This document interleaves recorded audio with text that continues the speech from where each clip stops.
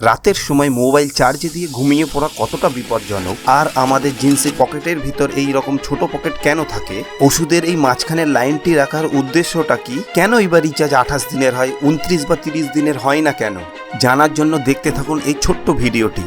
Number 7, কি হবে আপনি যদি আপনার চার্জারের সাথে আপনার মোবাইলটি ঘুমানোর আগে সারা রাত চার্জে দিয়ে রাখেন? এটার কারণে কি আপনার মোবাইল খারাপ হয়ে যাবে নাকি মোবাইলটা ব্লাস্ট করে যাবে? তাহলে বলে দিচ্ছি, মোবাইলে 80 থেকে 85% চার্জকেই সঠিক বলে মান্য করা হয়।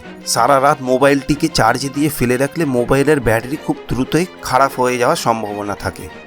এর কারণে মোবাইল পারফরমেন্সের উপরেও খারাপ প্রভাব পড়ে।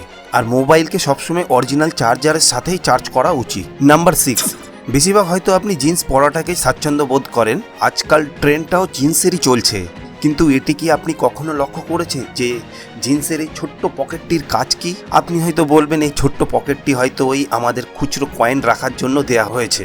এটি ভেবে থাকলে আপনি সম্পূর্ণ ভুল, কিন্তু এর সঠিক ব্যবহারটা অন্য কিছুই। আজ আমি আপনাদের বলছি এই পকেটটি রাখার সঠিক উদ্দেশ্যটা কি। জিন্সের পকেটের ভিতর এই ছোট পকেটগুলি দেওয়া 1873 সালে লেভিস কোম্পানি প্রথম শুরু করেছিল। এই পকেটগুলির আসল নাম হলো ওয়াচ পকেট। এটি কাউ বয়েস এবং হর্স রাইডারদের জন্য স্পেশালি দেওয়া হয়েছে। উদ্দেশ্যটা ছিল এই পকেটটির মধ্যে তারা তাদের চেন দেওয়া ঘড়ি সুরক্ষিতভাবে যেন রাখতে পারে। সময় জেনারেশন পার হয়ে গেল, কিন্তু এখনো আমরা আমাদের এই জিন্সের পকেটের মধ্যে ওই ছোট্ট পকেটটি দেখতে পাই। নাম্বার 5, আপনি কি জানেন যে কিছু মেডিসিন ট্যাবলেটের মাঝখানে এই লম্বা লাইনটি কেন দেওয়া হয়? এর কাজটা কি? আর এই লম্বা লাইনটি কিছু স্পেসিফিক মেডিসিনের উপরেই আমরা দেখি, আর অন্য মেডিসিনে দেখি না কেন? যদি আপনি ভেবে থাকেন এটি ওই মেডিসিনের ডিজাইন ও সৌন্দর্যের জন্য, তাহলে আপনি সম্পূর্ণ ভুল। এই মেডিসিনগুলোর মাঝখানে থাকা এই লম্বা দাগটির খুবই গুরুত্বপূর্ণ কাজ আছে। এই কাজটি হলো, প্রথমে আপনাদের বলে দিচ্ছি, এই লাইনটিকে ডিবস লাইন বলা হয়। এই লাইনটিকে ট্যাবলেট তৈরি করার সময় দেওয়া হয়। কখনো যদি ওষুধের অর্ধেক নেওয়ার প্রয়োজন হয়, তাহলে ওষুধটি ঠিক মাঝামাঝি ভেঙে দ্বিখণ্ডিত করতে সুবিধা হবে। এই ধরনের দাগ ওই সব মেডিসিনের উপর স্পেসিফাই থাকে যেই মেডিসিনগুলো অতিরিক্ত পাওয়ারফুল এবং ক্ষমতা সম্পন্ন। নাম্বার 4, আপনার তো মাথায় প্রায় এই প্রশ্নটা ঘোরে যে আমরা তো 30 দিনের রিচার্জের টাকা দিই, কেন আমাদের 28 দিনের রিচার্জ দেওয়া হয়? তাহলে এটাও জেনে নেওয়া যাক। এর পেছনে দুটো কারণ আছে। প্রথম কারণ, এর উত্তরে কোম্পানিরা বলে যে বছরের বিভিন্ন মাসের দিন বিভিন্ন রকম হয়। কোনো মাসে 30, কোনো মাসে 31, আর ফেব্রুয়ারির কিছু মাসে তো 28 দিনের হয়। এই কারণে 28 দিনের রিচার্জটা দেওয়াই বেশি সহজ, কারণ প্রত্যেক মাসে কম করে 28 দিন তো থাকবেই।